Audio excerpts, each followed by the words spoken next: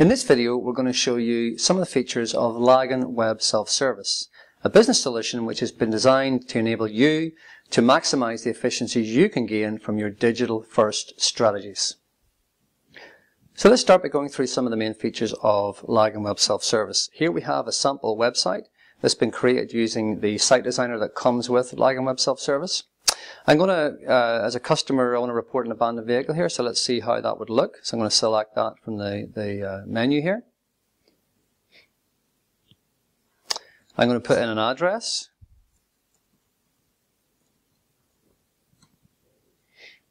Okay, you can see here I'm using a Google widget here, and I can reposition that and it changes the address as well. I'll move on. I can now specify information about the vehicle itself.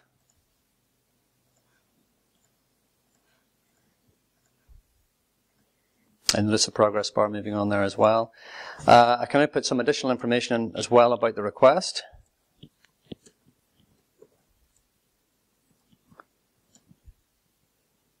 Excuse my typing.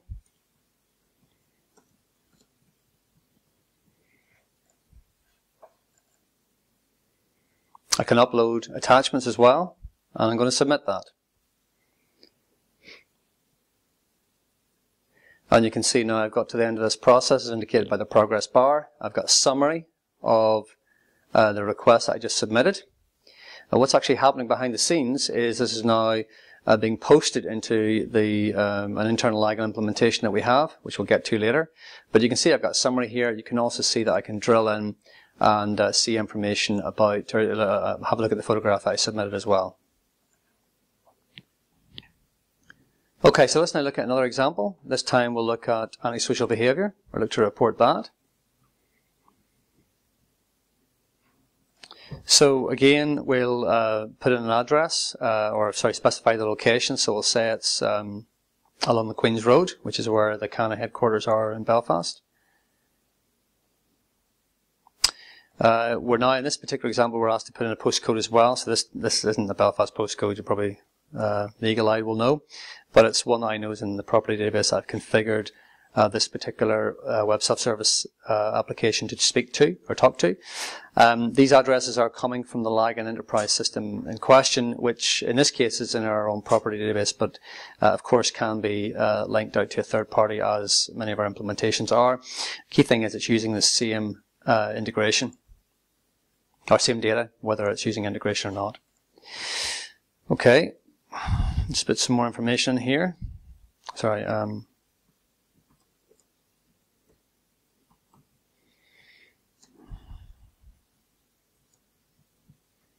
they're wearing hoodies, of course they are. Okay,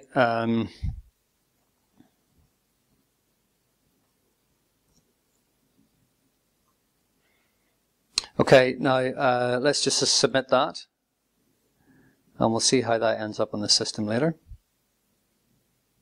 Okay, and then we have a summary of the case. Okay, so before we go on to look at authentication, let's look at what's happening within the LAGAN enterprise system that this web self-service solution is talking to. So here it is here. We'll just select that one. You can see that the case has the appropriate classification. This all happens behind the scenes, by the way. We'll explain this later. It's got the relevant title. It's been allocated to its default work queue, as you'd expect. There's just the details of what the date and time in which it was reported. It was reported anonymously. We didn't log in, so we don't know who the person was. And we chose not to collect their details. But this is where it gets interesting here. We have taken the information that was collected and spread it across two different parts of the case. In this case, this case has got a case form and an e-form, and we're able to take the data and split it across those two data storage areas. Okay, so let's look at the other service that we created earlier, which was the abandoned vehicle. We'll just drill into that fairly quickly. So again, we have the abandoned vehicle case being created here, with the default work queues and priorities and so on being added. We've also got an e-form here, no case form in this example, but the fields are correctly mapped onto that form as well. We've got a task list that was predefined against that process. Again, we are reusing the existing processes here. This is quite an important point. And then we've got a history. Now, a couple of important parts here is we used a map, if you recall, to report this particular case. And we do store the XY coordinates behind the scenes. We also actually convert those into the appropriate mapping projection system, which we'll cover in a separate video. But we also store the textual representation of the address, which you can see here. And we emphasize the fact that this was a GIS search as well. Okay, then the other point, of course, was the photograph. So we've mapped that into the case as well. So we'll have a look at that. And we've added that as a note. And if you click on that, you will get the photograph as well, and there is the burnt out vector. Okay, so what we're doing here is showing you that from the customer perspective you can report issues on the web, but also the services or processes end up as lagging cases, as you'd expect, but critically the same cases that you would already have in your contact center. So in this final section of this video, we're going to look at how customers can be able to access more sensitive information on the website or LAGAN Web Self-Service if they have the appropriate higher level of authentication.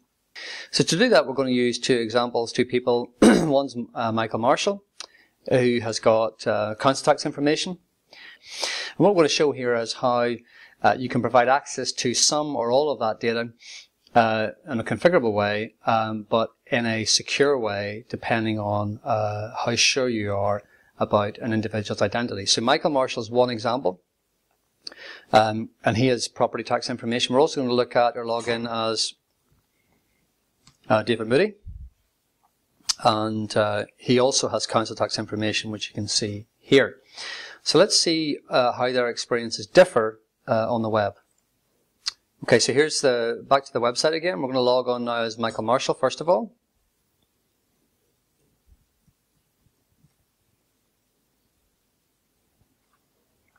So we log in. And then we're going to look at a new service that we haven't looked at thus far in this video, which is access to their personal information, or customer-related information. So we select their email address. And you can see here that Michael has access to all of the information. This is actually coming from LAGAN Enterprise, all of this information.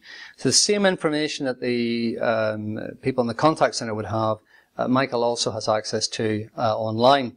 And again, you can decide to withhold this entirely or make it available on, depending on the security level. In this case, Michael has access to his personal information here, which you might say has a low business level impact if somebody else got access to it. But the property tax or council tax in this case, we've decided that Michael is not allowed to have access to. Why? Because he's not been appropriately verified. His identity hasn't been appropriately verified.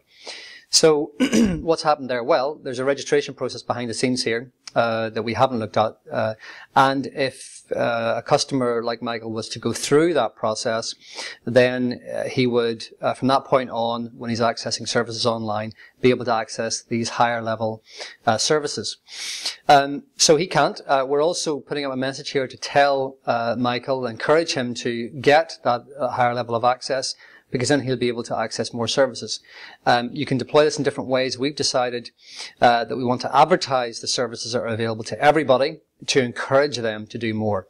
And you can read more about ideas like this in my Barriers to Channel Shift white paper that you can download from the website.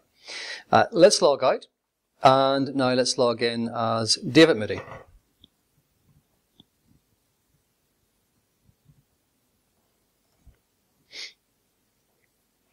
So I'm going to do the same thing again. Again, just very simply, both customers have council tax information or property tax information, but in the case of Michael, he's not allowed to access his council tax information, and in the case of David, he is. So I'm accessing this now. Information is coming from the same repository that it's coming from for LAGAN Enterprise or from the contact center. This information could be copied in could have been copied into the LAGAN Enterprise database, which is what has happened in this case. But it could also be accessed remotely through an integration point through a thing called the ODM gateway. The important point here is we're accessing the same data regardless of where it is stored. in an omni-channel way. Let's drill into this account. Again, this is the council tax information. We've got information here about the last updated date, so we're kind of hinting that in this case we've actually copied it. So again, because it doesn't change very much, we've taken the view that actually copying it once every day or hour or whatever is sensible, and then the customer, when they're accessing it, doesn't have to impact the back office system where it is mastered. We can drill down further. We can get to the transactions in this account. In this case, there's only one transaction, but if there was multiple, you'd be able to navigate through information about occupants, etc. Again, less important here is the fact that this is specifically council tax information. More important is the idea that you can, through configuration, decide on which customer-related information you want to display or make accessible through the website, and through what security level. You could have social housing information, you could have information about bin collection days or trash can collection days, elected officials, and so on and so on, all available through configuration in LAGAN Web Self-Service. So that's it for this video. We will be releasing other videos to cover other aspects of LAGAN Web Self-Service, but for now, thank you for watching.